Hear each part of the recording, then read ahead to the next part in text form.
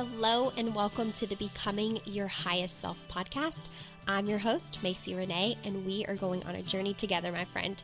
If you've been looking for a podcast geared towards your growth, self-awareness, navigating your brain's daily mind drama, and deep inner work to become your highest and best self, you are in the perfect place. Let's get started.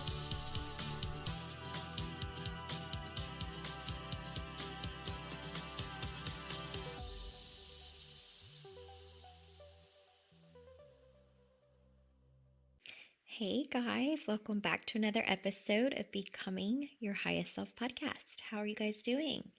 I'm recording this episode late at night and I'm kind of whispering a little bit because I don't want to wake up anybody in the house, but I wanted to make sure that this podcast episode got out to you guys on time. I'm currently in Kentucky. This is my last week here. I've been trying to see as many people as I can. It's been crazy, but it's been a really good trip back home. So I've been really enjoying my time here, but I also want to make sure that I'm still talking with you guys because I love doing that. I absolutely love doing that. So if you feel like I'm whispering a little bit, it is because I am, but hopefully it's not too obnoxious. Trying to speak at a lower level than I normally would into my microphone. So I thought it would be fun. Well, actually, before we get started, I do want to ask a favor. If you are an avid listener of the podcast and you have found value in listening to the podcast, I do want to ask if you can just take 60 seconds to go to the link in the show notes that will take you to a Google review page. You can select the amount of stars if you've had a really great experience from listening to the podcast, or if you've been a former client, if you're a current client, and then you can leave a written review. And I would just really, really appreciate if you took the small amount of time that it would take to do that, because it allows more people to find me, especially if for some reason someone Googles Macy Renee Coaching, I pop up and they're able to see your testimonials. So even if you haven't worked directly with me, but you've learned something from my work being out in the world like this podcast, I would just really, really appreciate if you took a quick minute to write your experience, maybe something you've learned, what it's helped you with, how I've helped you in free programs and paid programs, however I've helped you. If you could just do that for me, that would be amazing and so very, very appreciated. So thank you in advance. Okay, you guys, I thought it would be fun to kind of talk about something different today, which is the chakras. I don't know if I've done an episode on the chakras, or if you all really know that I have a background in massage therapy and Reiki energy healing. So for all of the people out there that are maybe more spiritual or love energy work, then maybe this is a surprise because I don't know how often I've talked about it on the podcast. But when I was, back in 2011, when I wasn't even, I think I was in college in undergrad, and I was working at a holistic physical therapy clinic. So it wasn't like a traditional corporate PT facility. It was very much holistic based. They did like, the therapist there, she did like cranial sacral therapy and soft tissue mobilization and all kinds of just what some people call like woo-woo things, right? Like manual muscle testing and like energetic muscle testing and just all of these things that maybe you have heard of or haven't heard of. So it was a very unique experience, and I worked there because my mom worked there. So I actually remembered going to work with my mom at this clinic and loving it as a kid because it just had a very feel-good environment. So whenever I grew up and I was in my early 20s, they were still open at the time. And I went in to drop off my resume. They did a interview with me on the spot. They remembered my mom and they hired me on the spot, and I worked there for about, a year and a half, 2 years. Anyways, while I was there in 2011, The receptionist, she had a cousin named Don. I'll never forget him. He had like a long gray ponytail. He wore like this almost Clint Eastwood type of hat. He had like a side satchel. And he actually, at one point in his life, had practiced with like monks and all of this kind of stuff. And he was an energy worker, he was a Reiki master teacher. And one day he came into the clinic and I was introduced to him, and I was back in the back folding towels, and he asked me if I had ever experienced Reiki, and I had never experienced Reiki. I had no idea what it was. And he was like, "It's just energy work." And he goes, "If you're open to it, if you give me permission, I would love to kind of show you what it's about." So I told him yes, and he had me hold my hands out with my palms facing the ceiling, and he hovered his hands over mine while I had my eyes, I think, shut. And then he walked around my body, and I couldn't tell exactly what he was doing, but I knew like his presence was around me. And afterwards, it was just such an impactful experience. I can't tell you, I felt incredible. I had never, like, my body had never relaxed the way that it did after he did this thing called Reiki. And I remember sitting at the desk to type patient documentation. And I remember thinking, like, oh my gosh, this isn't going to be the last time Reiki touches my life. And at that clinic, underneath the PT license at the time, I was able to practice soft tissue massage. So I got to learn a lot about just working with the human body and how how our body is made of energy, and how you can feel people's energy radiating off of them. And I just became really good at, more so than ever, with like reading people's body language, reading people's energy. So then fast forward to 2013. I was in occupational therapy school. I was in a class that was all around like manual muscle testing and movement. And our professor had a guest speaker come in who was a licensed physical therapist slash a licensed occupational therapist, which was just incredible. And she was also a Reiki master teacher.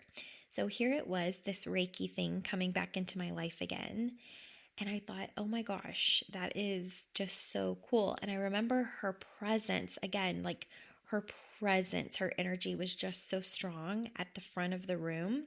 So after she did her presentation, I went up to her, and I just had this strong feeling of like, this isn't going to be the only time I'm connected with her. Like, I'm going to end up connecting with her again. So I asked her if she had a business card. I asked her if she taught Reiki, and she told me yes. And I said, would you be able to train me or any other classmates of mine if we were ever interested? And she was like, yeah, just keep my card and give me a call. So 3 months later, I decided this was something I wanted to do, and I talked to a few of my occupational therapy classmates, and it was something that a few other ones that loved holistic, natural kind of healing remedies. They wanted to do it too. So we all took Reiki 1. So there's 4 levels of Reiki: Reiki 1, 2, 3, and 4. Technically, Reiki 4 is like when you're at Reiki master teacher level. So there was maybe like 6 of us that did Reiki 1. And then a year later, I wanted to expand my skills. So I went back to her for Reiki 2. And then I kind of took a break from Reiki because I had this kind of almost like rebellious part of myself that just went through this phase of, is energy work real? And is it something that I want to do? And all this kind of stuff. So anyways, fast forward probably like 6 years later, my husband and I were moving out of our townhome and into our first home. And my best friend was helping me pack up boxes to take over to our new house. And this is going to sound really, really bad. So I know that a lot of you might judge me. But seriously, whenever I clean and whenever I'm packing to like clean out rooms and space, I become very overwhelmed with stuff. Like, there's a part of me that loves stuff. And I think sometimes I want a huge mansion and I want to fill it with all the things from Home Goods and our house furniture, and I want all the things. And then there's another piece of my spirit that seriously could probably live in a tiny home with like one spoon, one fork, one knife kind of thing, because having a lot of stuff sometimes overwhelms my brain. So, anyways, when I was cleaning out my space, I was just throwing a million things away. Like, I didn't care what it was, I was throwing everything away. And I came across, this is going to sound so bad. I can't believe I'm telling you guys this, but I came across my Precious Moments Bible that I was gifted when I did First Communion. And I think it's like what, first grade or something like that. My aunt had gotten me a Precious Moments Bible. And because I was in this mood of like, let me just throw away everything, take nothing with me, I had this urge to like throw it in the box of take it to the dumpster, which is horrible. But something in my spirit, probably God, was like, girl, what you doing? You better not throw away that Bible. And something really deep told me to flip it open and just start looking at it. So I flipped open this Bible that I was gifted at like 6, maybe 7 years old. I can't remember, probably first, second grade. And when I opened up the Bible, there was a section that I had written in as a 7-year-old. I'm pretty sure I was like 7 years old. And it was like written out as an acronym. So it said, Heal Work, like HEALWORK. And it was written in a vertical line. So it had like HEALWORK in this vertical line. And then next to each letter was a word.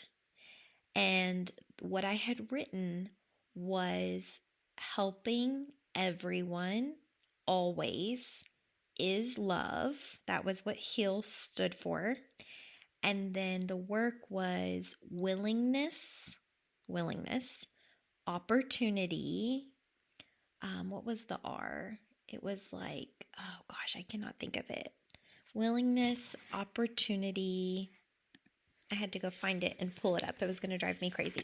So it was risk for the R, and then the K was know who your boss is. I'm looking at it right now. So HEAL Work, helping everyone always is love, willingness, opportunity, risk, know who your boss is. And I'm assuming know who your boss is was God and is God.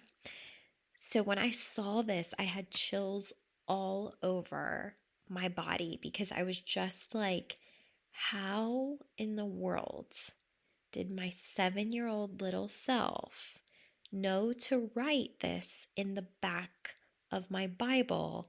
And why in the world am I opening it now to see this message?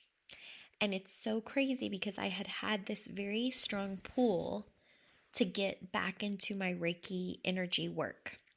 So, long story short, I leaned back into it and I started practicing Reiki again. And I ended up going all the way to get fully Reiki certified all the way.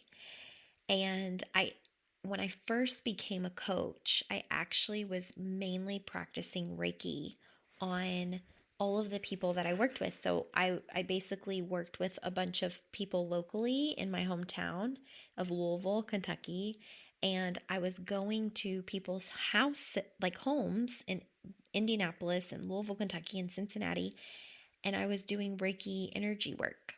And I was teaching my clients like different things about the chakras. So if you don't know a lot about the chakras, we have different energy centers in our body that correlate with different organs. So if you ever go to like acupuncture, or you've heard of people working with the different meridians in your body, a lot of times they're working with the different energy centers in your body. And what happens is when there's a lot of subconscious things that you're not dealing with, a lot of emotions you're not feeling, things in your life that you're not addressing, it creates stagnant energy in your body and stagnant energy in your chakras. So basically, where I came in as a Reiki energy healer is that I would analyze basically or assess my clients' bodies to learn where they had stagnant energy, like where their body was holding energy. So if you think about a chakra, think of it as almost like this energy field that rotates. Okay, so you can think of it as like rotating to the right. That's the way that I like to visualize it. Rotating to the right. You can think of it as kind of like if a plate was spinning to the right, okay, or a clock hand, like the hand on a clock, if it were to continue going around and around and around and around, like to the right, okay? What typically happens, the more that you stuff down in your life, the more that you're not addressing the things that are happening in your conscious and subconscious mind, the more that you ignore what you need, the more stagnant that energy becomes. And so instead of that very healthy flow where it's spinning to the right, spinning to the right, it starts to slow down. And eventually, what can happen is it stops. It just stops. And when that energy stops in any of your chakras, so we use the 7 chakras. That's what you're going to hear most often. If you Google the chakras, you're going to see 7 different energy centers. They say we have way more. I don't get into a lot of that. I stick with the basic 7, but basically, you can have stuck energy in any of your 7 chakras. And when that happens, a lot of times what happens to people is they become physically ill.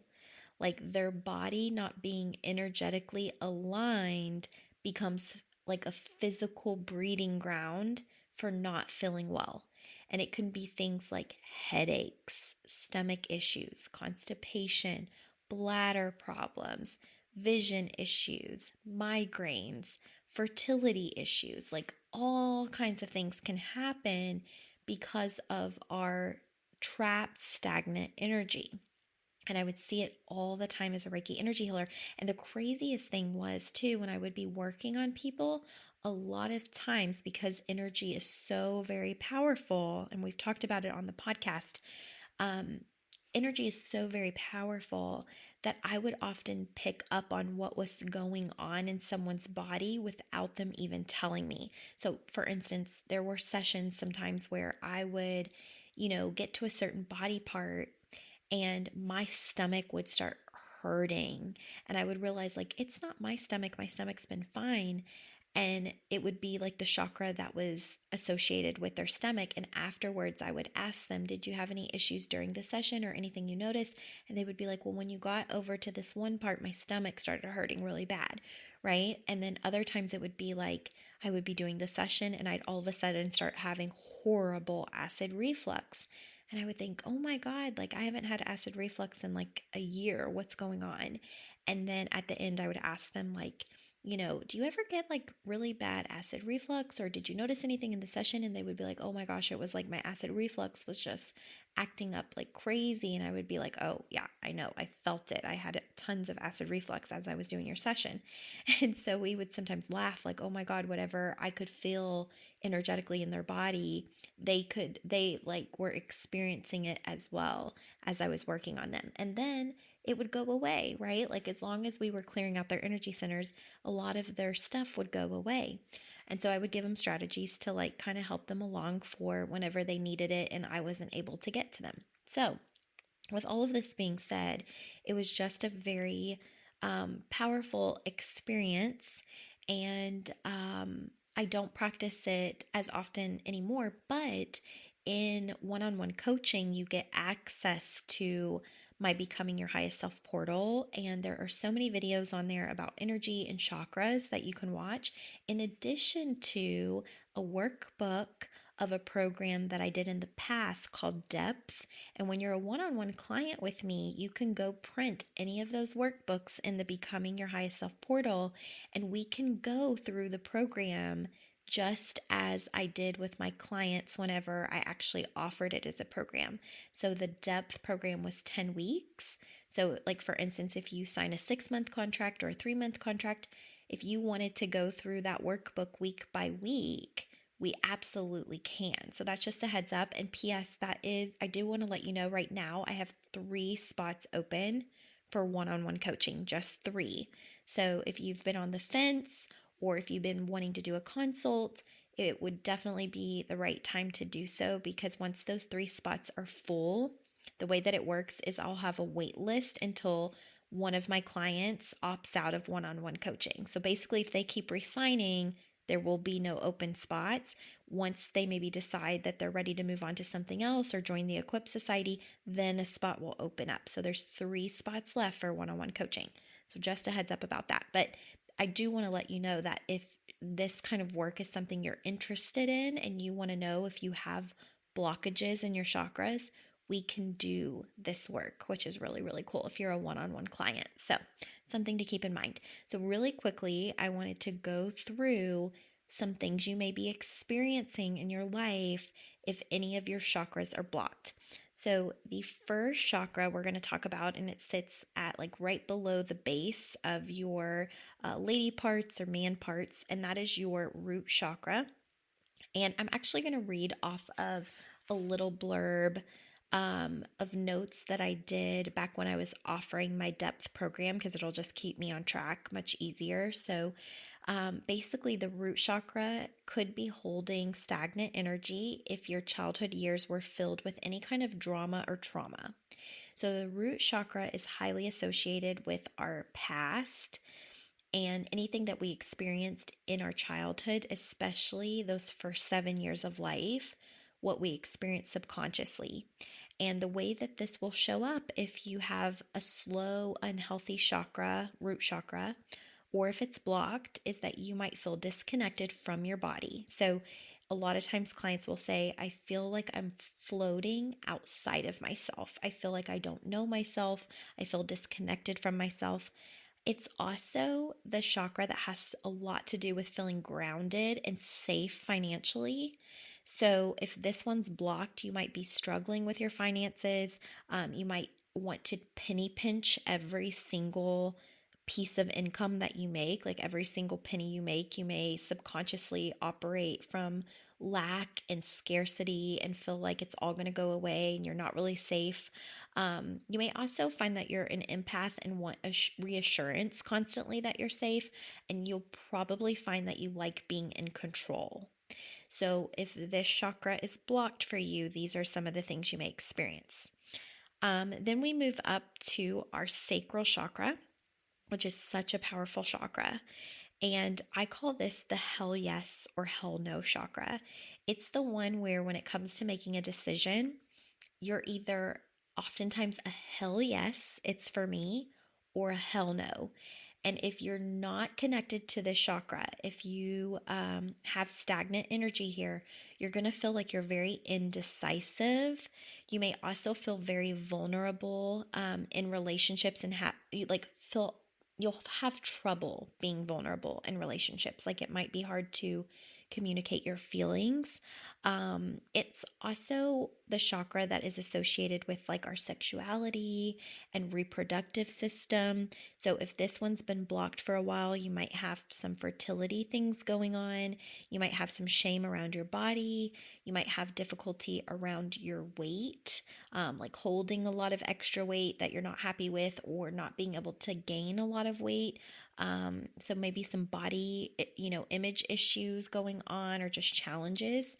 And then you might have challenges around sex, sexuality, intimacy. So if you maybe have trouble being very intimate with your partner, you don't feel a connection with your partner, you don't feel sexually attracted to a partner, if you're struggling with your own body image, this is all the sacral chakra. So if you've had any kind of history with sexual abuse or trauma, if that stuff has not been healed, you might find that your sacral chakra is stuck, or the energy is feeling really stuck, and it may impact the way that you navigate very intimate relationships, not only with other people, but with yourself as well. So then we move up to what is called the solar plexus, and this is what I like to call our ego chakra. Every time I would get a Reiki session done, this was always the chakra that was quote, quote, sick for me, like always the one that had stagnant, stuck energy. So our solar plexus, if it's blocked, we tend to be very anxious. We want to people please so that we feel loved. We might hold on to some, stagnant energy here, worrying about what others are thinking, overexerting ourselves to make sure that other people are taken care of, and also feeling like we're not quite good enough. So this is the one where our ego really tries to make sure that we're liked and loved by everybody. We worry about what other people are going to think. Our decisions are often based around what other people may think. And we can really struggle in this area when this chakra is blocked. So to get through or to really like clean up the energy around this chakra, you have to be willing to like release the people pleasing, to really work through your subconscious mind drama around people not liking you, or learning how to deeply love yourself so that no matter what someone brings to you, you don't feel like you have to be any other version of you other than your truest self in order to fit in. So this has been my work over the last 6-8 years for sure. Okay, so then we move up to our heart chakra. And what you will find if this one is stagnant is maybe having a really hard time forgiving people who have hurt you, showing up feeling bitterness or being a grudge holder, having trouble trusting people, even if they're close to you. It also has a lot to do with our relationship with maybe even our mother. So if you've had kind of an estranged relationship with your mom, or you don't really feel close to them, or the person who, stepped in to be a mother to you, if you really struggle with this, the heart chakra might be blocked. And it's also a lot about even just self love and being able to be open and connected to ourself and other people. So if you struggle with that, you might have some stagnant energy there. Now, the next one is one that is notorious for being blocked for a lot of my clients, OMG, and it is the throat chakra. Okay, so when you want to speak up, but you find yourself holding back, it may be due to this chakra being slow or blocked. For this chakra, it shows up as feeling like people don't understand you, like you're misunderstood. You want to be heard, but you feel like no one's listening. You have a truth to speak, but instead you hold everything inside and it just festers. And slowly you start to feel like you're falling apart on the inside. So this has been a lot of my clients, especially when I was practicing Reiki, almost always people's throat chakra was closed. And usually, if someone's throat chakra was closed, so was their solar plexus, because solar plexus has to do with people pleasing and being liked and loved and our ego.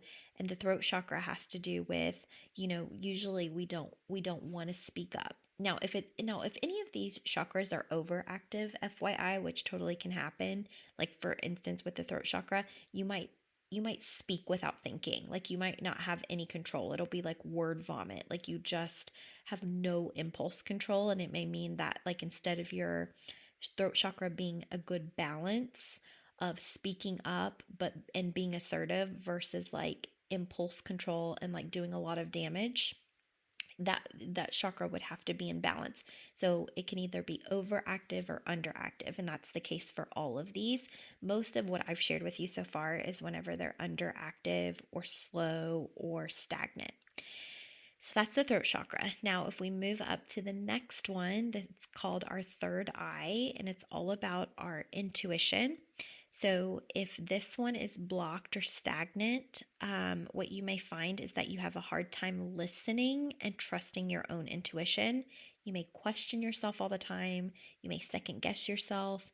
You may have a hard time making decisions. You might feel confused. Trusting your gut will feel very difficult, and also being present in the moment will be very difficult.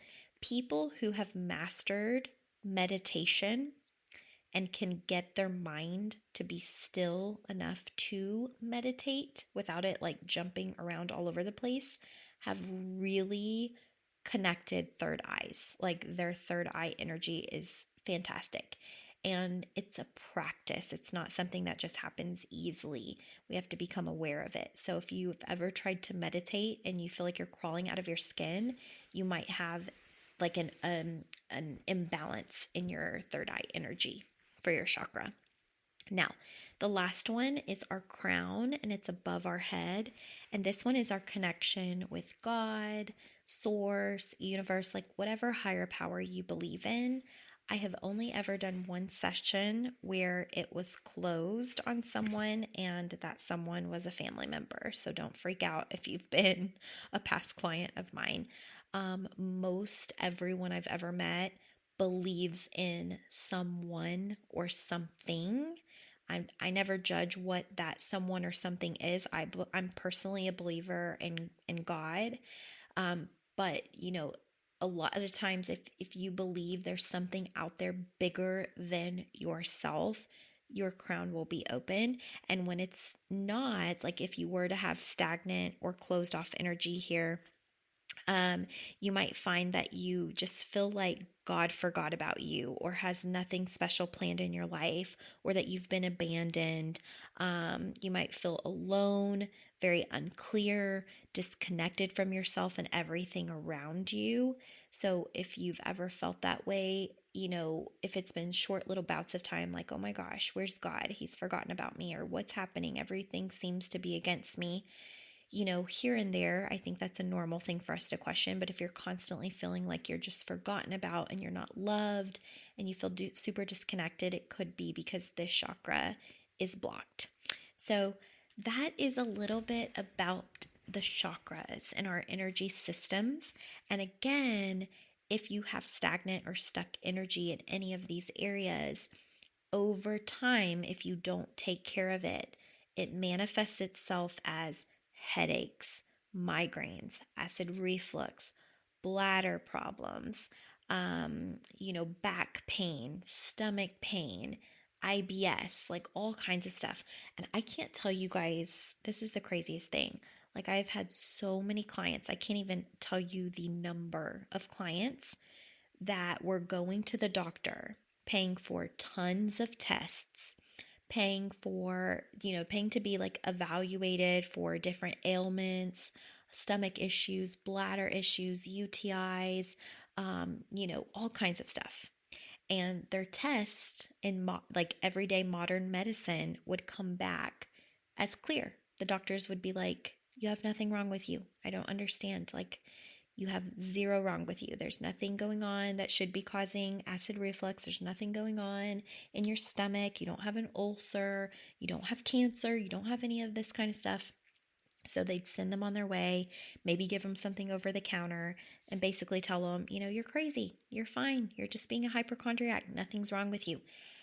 And then I would do a session with them, and they would have blocked energy in one of their chakras, or two of their chakras, or three. The average blockages are usually like 2 to 3 areas, sometimes 4, sometimes 5.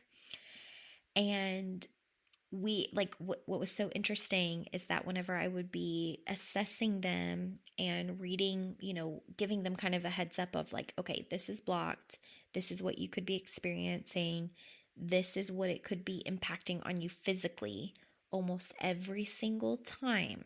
Actually, it has been every single time. I can't even say almost, because like 10 out of 10 times, always, whatever they went to the doctor for, and the doctor would say, you're crazy, you have nothing going on, that energy center being blocked would match the exact ailment they went to the doctor for. It happened 10 out of 10 times.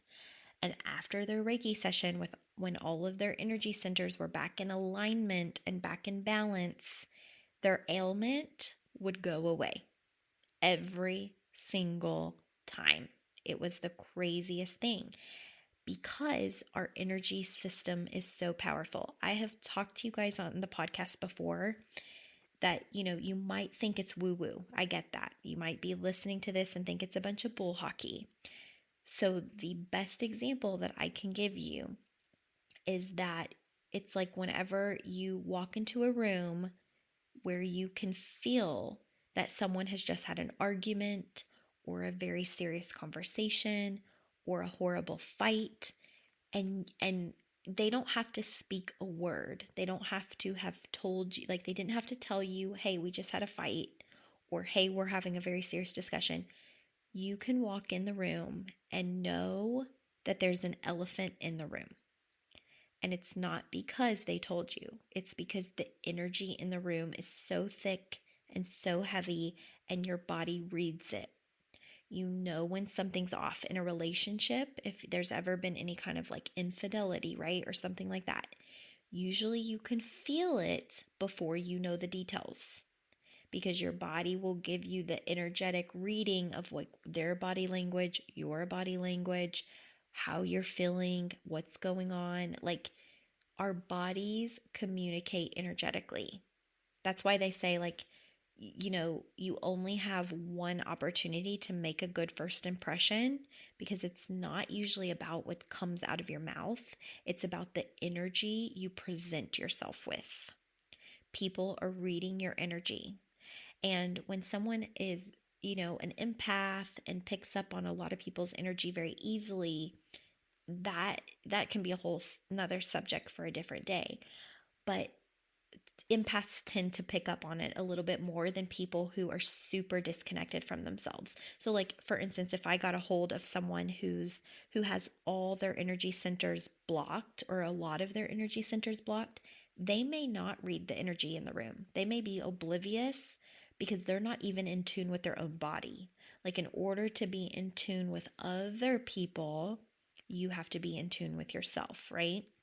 So if you're totally out of tune in your own body, it's going to be very hard to read other people's energy. Whereas if you're very in tune with your own energy and body, and you know yourself really, really well, you can pick up on what's going on in a room very fast. So anyways, I love this work. I don't practice it so much now, but like I said, if you're a one-on-one client, you do have access to the Becoming Your Highest Self portal, where you can print it's called Depth Workbook. And it was a 10-week program where I took clients through their chakras and really helped them learn the areas they tend to hold a lot of subconscious, I wanted to say crap, but it didn't sound like it was so nice, but a lot of subconscious stuff in their body. So again, the things you're not dealing with, the things you're not working through, the thoughts that are not serving you, your limiting beliefs, your emotions that you're not dealing with, your, past drama, your past trauma, all of that. If you haven't worked through it, or you're not working through it, and you're not doing this work, it can trap that energy in your chakras, slow you down, and the longer that it goes unnoticed, the longer that you don't address it, it can present itself as physical ailments, physical illness, that when you go to the doctor, they will not understand what you're complaining about, because it hasn't become potent enough to show up on any of their tests. You're in like the beginning stages of almost like the warning sign with your body saying, if you don't get this together, you really will end up sick. So get it together. And you have an opportunity to turn it around. Our bodies are so intelligent, so knowledgeable. They're speaking to us all the time, but we have to be willing to listen. So, if you tend to love kind of more of the, natural, holistic methods, I love that. It's a part of my work deeply. I believe looking at the whole person is so important.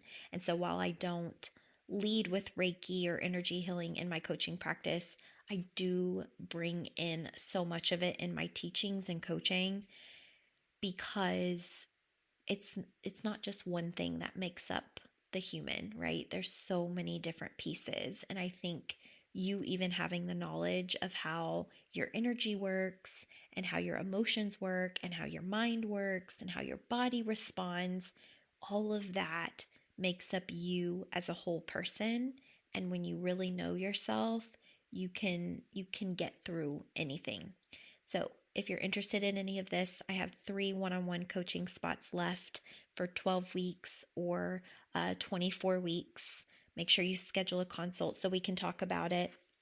And if you're ready to just do the emotional intelligence work and really improve your emotional intelligence and get weekly coaching support, join the Equip Society. It's open all the time. I would love to have you. You can go to MacyRenee.com and sign up at any point, get to take the emotional intelligence test, work through all of your stuff. And it's just such a great program. So if you have any questions, let me know. And again, you guys, if you could just go to the show notes and leave a review for me on Google, I'd so appreciate it. Have an amazing week. I will talk to you soon.